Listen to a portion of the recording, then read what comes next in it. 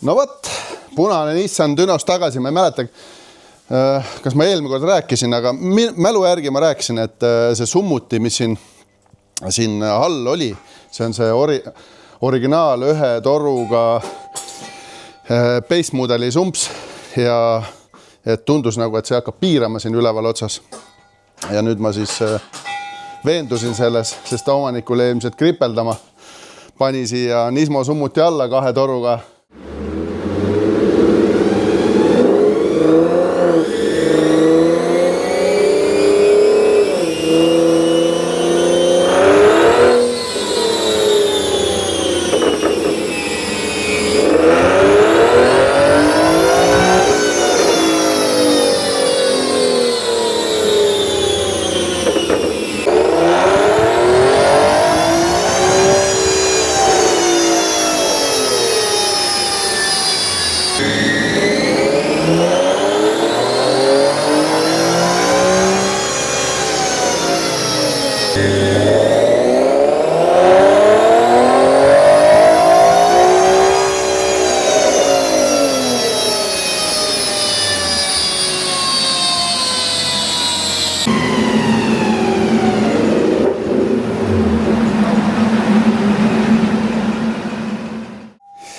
Näitan teile kohe seda summutit tulemust, kui ennem siis, ütleme, see algus on täiesti identne, aga peale 3500 pööret läheb siis jõud ja newtonmeeter lahku ja üleval otsas toodab rohkem.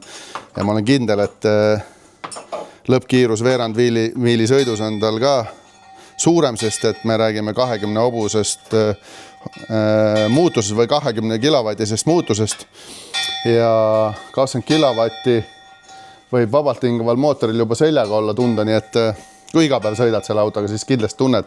Mina ei saa siit ilmselt midagi aru, aga need, kes iga päev oma autoga sõidavad, see nüüd reeglina annavad tagasiside, et lõpus ikkagi kiiremini läheb piireesse ja tunne on hea, võib-olla on psühholoogiline, aga igal juhul 20 kilovatti on alati positiivse tagasisidega juba olnud vabalt hingavate autode puhul, mis on siuke 300-400 hobujõudu. Ja praegu hetkel on siis kilovatid graafikul rattast. Ja mul ei ole mõtetki neid konvertida siin, sest see on võrdlus eelmise aastaga. Ja võtame siis, vaatame korraks uuesti. Siin on 12 newtonmeetrit ja siis 20, ütleme umbes siis 20 kilovatti ratast on siis rohkem.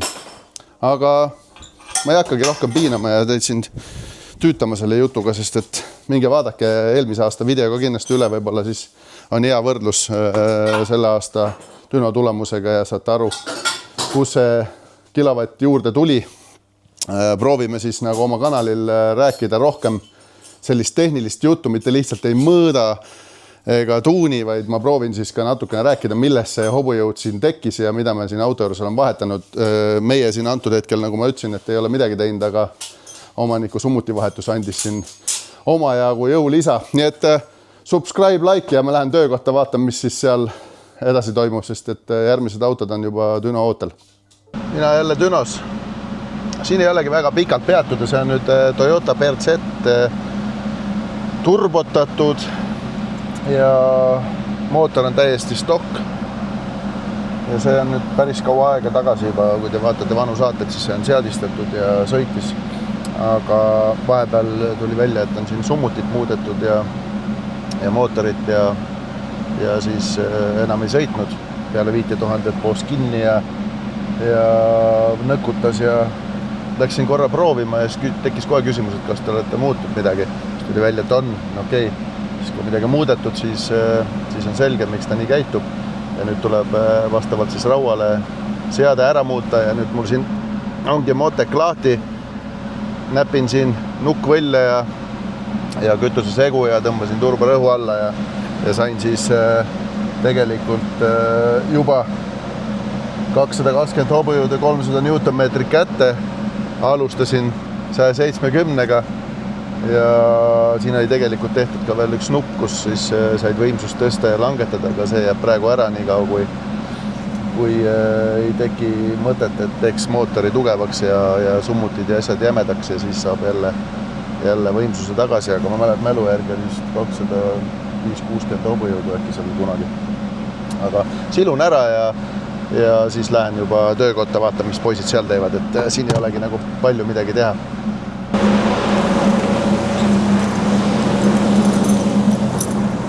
No proovime, vaatame, mis siit tuleb veel. Moteki juhtaju vähemalt lubab meil normaalselt tuunid, et ei ole seda logimist ja kirjutamist, et siin praegu mängin selle sisselaske nukaga.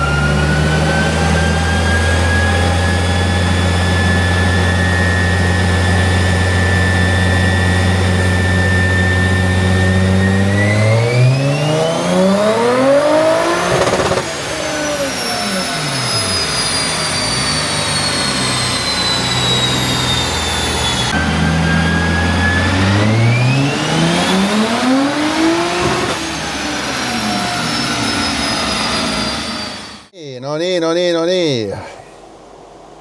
Must Bem Dünos. Me rääkisime vist sellest juba, mis asi see on. Vaatasime, Tõnn tegi seal vedrustust ja õlilekkeid ja mingeid asju on ju. Ja siis klient, tegelikult see auto tuli ju teisest kontorist ja ma saan aru, et seal läksid suusad risti või tegelikult ei ole üldse oluline. Aga eesmärk oli panna Dünosse sellepärast, et selgus, et ei saa bensiiniga seda jõudu, mida eeldati ja üldse vaadata see seade üle ja siis põhimõtteliselt ma saan aru, et ta läheb vist salongi tegemisse, et praegu pole rohkem aega siin teha, aga ma praegu kiiruga juba tegin paar katset. Okei, puust 1,1 barri on seal kütusega pandud, kõik seisab targetis on ju ja monitoorida lihtsalt, et kuna taustainfo oli see, et ta detoneerib ja ei saa kütusega rohkem jõudu teha, siis ma hakkasin vaatama, et et tegelikult selle bensiiniga siia seda süüdet on oma jagu pandud ja nüüd ma vähendasin seda süütenurka päris palju ja jõudu tuleb kogu juurde. See tähendab seda, et seda oli vähe optimistlikult siin pandud. Aga ma pärast võtan, praegu ma olen siin mõned tõmbed teinud ja ma olen saanud seal 350-st juba 400 peale. Ja võtan pärast selle kokku, aga las ma nüüd analüüsin natuke seda logi rahulikult ilma selle kaamerata, et muidu läheb siin kuradi jutt ja mõte omavahel sassi.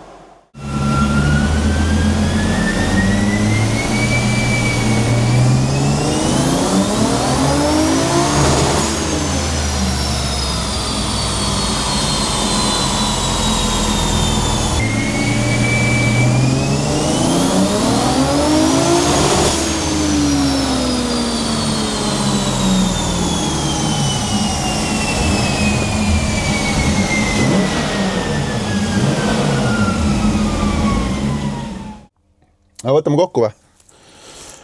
Põhimõtteliselt mul on seal graafikus siis näha, alguses ta tegi bensiiniga 340 ratta kilovatti, nii nagu on väidetavalt oli ka 350 kandis on ju.